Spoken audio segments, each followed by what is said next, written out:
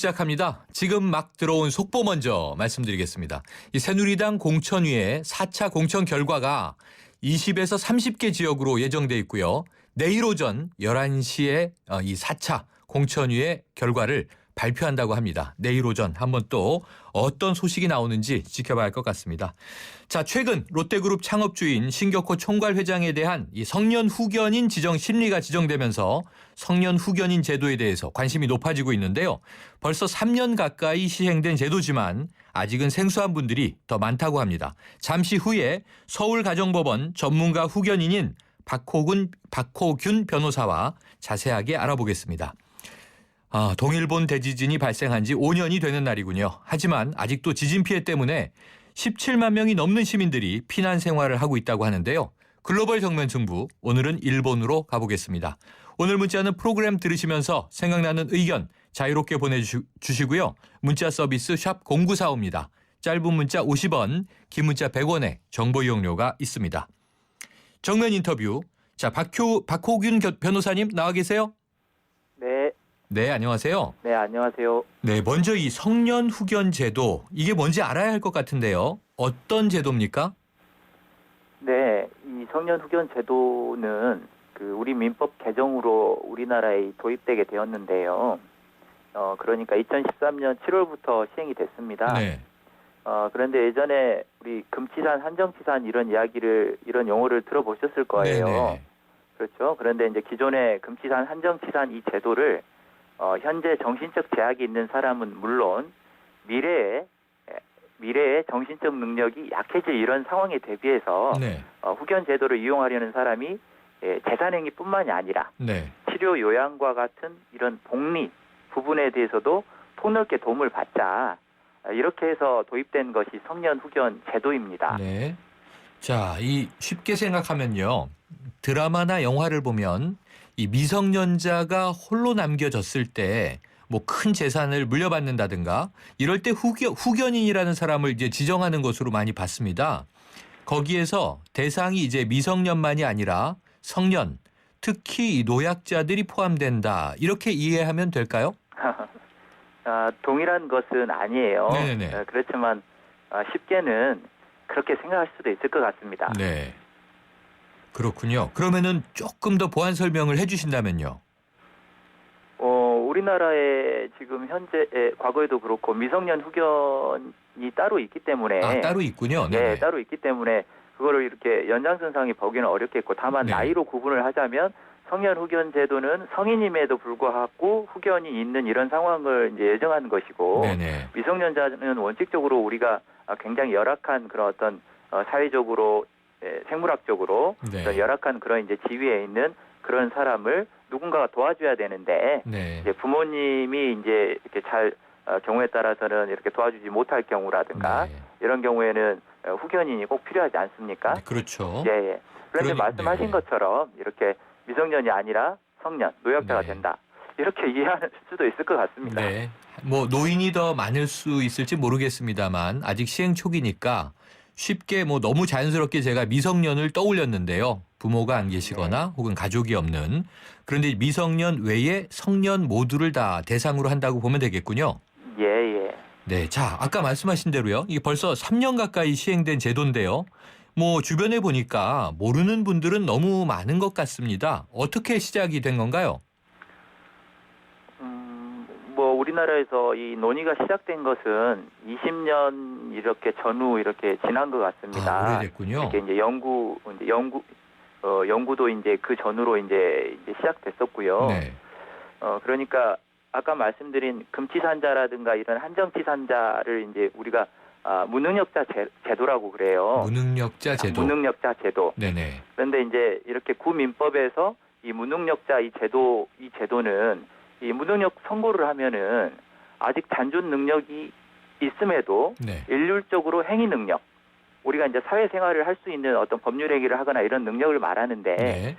박탈해버려요, 일률적으로. 아하. 그러니까 무능력자 본인이 자기 결정권이 철저히 무시되고, 네. 이제 그 사람은 사회적으로 이제 굉장히 이제 배제된다 그럴까요? 네. 네, 그래서 자기 의사에 따라서 통상 일상생활을 수행해 나갈 수 없어요. 그래 되니까 이게 무슨 보호 수단은 전혀 되지 못하고 네. 제재만 가하는 이런 이제 제도가 구 제도라는 거죠. 네네. 그래서 비판이 많이 제기되어 왔습니다. 음. 그래서 과거에 이제 우리나라 이렇게 이제 고령화 시대로 이제 바뀌면서 그리고 또 장애인 복지에도 도움을 주기 위해서 이 구 제도를 좀 대신해서 네. 실효성 있는 제도가 뭐냐? 이거는 성년 후견 제도가 아니겠느냐? 그래서 이제 과거 17대 국회에도 3개 정도 법안이 발의되기도 했습니다. 네. 그런데 그때 18대 국회에 출범하면서 자동적으로 폐기되기도 하고 이런 좀 우여곡절이 있었습니다. 네. 그러다가 이제 2013년 7월 1일 우여곡절 끝에 이제 시행되기 시작했죠. 그렇군요. 자, 그럼 우리나라는 지금 최근에 이 고령화가 굉장히 빠르게 진행되고요. 또 가족 수도 점점 적은 형태로 가고 있는데요. 이렇게 사회가 좀 변화함에 따라서 점점 더 필요한 제도로, 꼭 필요한 제도로 이 자리 잡고 있다. 이렇게 볼 수 있겠네요. 저는 전반적으로 그렇게 좀 생각하고 있는 편인데요. 네네. 이제 고령화, 또 의학의 발달, 평균 수명의 연장, 네. 100세 시대란 말이 이제 많이 나오고 있고. 그렇습니다. 그리고 이렇게 나이가 들면서 모든 사람이 정신적 능력이 온전할 수는 없겠죠. 네네. 이제 그런 상태에 있을 때 일부 가족들이 본인의 재산을 처분해버리고 아하. 정작 본인에 대해서 부양은 하지 않고 네네. 우리가 뭐 간간히 언론에도 나옵니다마는 그렇죠. 그러면 본인으로서는 젊어서 아무리 열심히 일하고 경제적 자력을 갖추어 뒀다고 해도 노년이 매우 불행할 수 있을 것입니다. 네네. 그래서 이제 가족들 사이에도 그뿐만이 아니라 가족들 사이에도 상속 분쟁을 한다거나 네. 이렇게 가정 불화로 이어질 수가 있고요. 네. 그래서 이제 이런 문제 상황을 놓고 보면 성년 후견 제도는 이제 후견인이 이제 피후견인 본인의 사망 시점까지 잔존 능력을 보충해 주는 제도거든요. 그렇군요. 그래서 적어도 본인의 재산이 쉽게 뭐 없어진다거나 탕진된다거나 처분되는 이런 상황을 좀 예방하고 후견인을 통해서 또 신상 보호라는 도움도 받을 수 있기 때문에 네. 현재도 이 제도에 대해서 반대하시는 분들도 있어요. 네네. 그렇지만 고령화 시대를 맞아서 선진적인 제도라고 저는 생각을 하고 있습니다. 네. 이게 뭐 완벽한 제도는 없겠죠. 자, 그런데 지금 변호사님이 설명해 주시니까 이게 사회면에 뭐 종종 등장하는 이 그런 사건들이라 금방 이해가 되는데요. 그런데 대부분의 성년 후견인이 주로 가족 가운데서 지정되는 것 같던데 이거 맞습니까? 네. 현재 이제 그 통계나 이런 자료들 발표들을 보면 네. 이 가족 등 이런 친족이 후견인으로 지정되는 경우가 대부분입니다. 한 뭐 85% 이상, 85% 내외. 그리고 제3자인 전문가 후견이라든가 시민 후견인이 지정되는 경우는 비율적으로 낮습니다. 네. 7% 이내인 것 같아요. 네네. 자, 이제 아까 이 변호사님도 이걸 반대하는 분들도 계시다 이렇게 지적을 해 주셨는데요. 이 일부 전문가들이 금치산제의 문제를 개선하기 위해서 이것을 도입한 것이지만 성년 후견인의 위임된 권한이 너무 커서 피후견인에 대한 인권 침해가 여전하다. 이런 지적이 나오기도 하던데 변호사님은 어떤 입장이세요? 이 인권 침해라는 이제 이런 표현이 조금 모호하고 좀 네. 광범위한 이제 그런 표현인데 네. 이제 거기에는 이제 하나는 어떤 이제 신상 보호와 관련된 이런 네. 부분이 있겠고 또 하나는 이 어떤 재산이 없어진다거나 하는 이런 부분일 것 같아요. 네네. 그런데 이제 부양을 소홀히 한다거나 이런 이제 신상 보호 측면에서 이런 문제는 구민법이든 현행법이든 발생할 수 있겠습니다. 네. 네, 그렇고요. 그리고 이제 아마 재산 관리 측면에서 이 후견인의 경우 이제 피후견인의 특히 이제 성년 후견인의 경우 피후견인의 법정 대리인이라고 하는데요. 네. 이 피후견인 본인의 재산을 처분할 수 있습니다. 법정 대리인이기 때문에 그래서 이런 부분의 문제를 지적하는 것 같아요. 근데 물론 이제 성년 후견 개시 단계에서 법원에서는 후견인의 대리권의 범위를 제한하는 형태로 심판 결정을 합니다. 네. 그래서 가령 중요 재산을 처분할 때는 법원의 허가를 구해야 된다, 받아야 네. 된다. 네. 그래서 예방책을 마련하고 있거든요. 그렇지만은 후견인이 작정하고 특히 이제 뭐 가족 후견이라든가 이렇게 작정하려고 처분하면 시적절하게 이걸 막기는 어렵습니다. 네. 다만 사후적으로 네. 이제 원상회복을 구하는 이제 이런 법률적 조치를 생각해 볼 수 있겠죠. 네. 자, 변호사님께서 제가 처음에 소개드릴 때 이 가정법원의 전문가 후견인을 맡고 계시다 이렇게 말씀드렸는데요. 그럼 이 전문가 후견인은 어떤 경우에 지정되는 건가요? 보통은 그 이해관계자들 이제 예비 상속인들이겠죠. 네, 가족들이. 예, 이제 이분들 사이에 이제 의견차가 큰 경우가 있어요. 있죠. 그런데 분쟁이 이제 있는 경우. 의견차가 크고 그리고 이제 뭐 부양을 서로 내가 하겠다, 잘하겠다 이런 상황에서 의견차가 네. 크지는 않은 것 같고요. 네. 대부분 이제 재산관리 측면에서 이제 이런 부분들에서 좀 의견차가 있는 것 같아요. 네. 그래서 이제 그때는 이제 제3자인 전문가 후견인을 이제 고려하게 됩니다. 네. 근데 이제 전문가 후견인은 이제 미리 후보군이 등록이 되어 있고요. 네.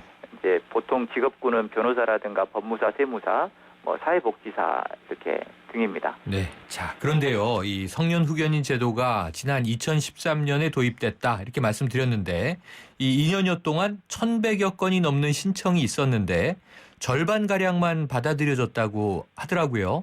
이 성년 후견인 지정하는 일이 이게 쉽지 않은가요? 그 제가 접한 그 최근 일부 법원 통계 자료를 보면 네.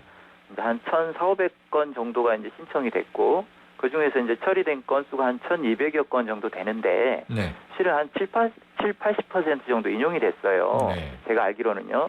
그래서 인용된 사건 중에서는 성년 후견이 이제 가장 많고요. 네. 이제 인용되지 않은 사건의 경우 각하나 이렇게 취하하는 경우가 이제 많습니다. 네. 그래서 실제로 심판을 통해 기각된 경우 비율은 매우 낮습니다. 그래서 조금 실제 통계나 자료하고는 좀 다른 것 같고요. 네. 그래서 성년 후견인 지정하는 일이 쉽지 않다기보다는 네.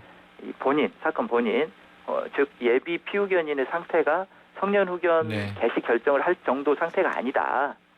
이제 이런 경우이거나 친족이라든가 이런 이해관계인들이 처음에 청구하였다가 실익에 좀 의문을 가지고 취하해버리는 경우가 많기 때문에 알겠습니다. 이렇게 말씀하신 뭐 소문이라고 해야 네. 될까요? 네. 이런 이야기가 있지 않나 싶습니다. 네. 어쨌든 아직 초기 단계인 제도인 만큼 앞으로 잘 정착시켜 나가는 게 중요할 것 같습니다. 오늘 말씀 감사합니다. 네, 감사합니다. 지금까지 법률사무소 히포크라의 박호균 변호사였습니다.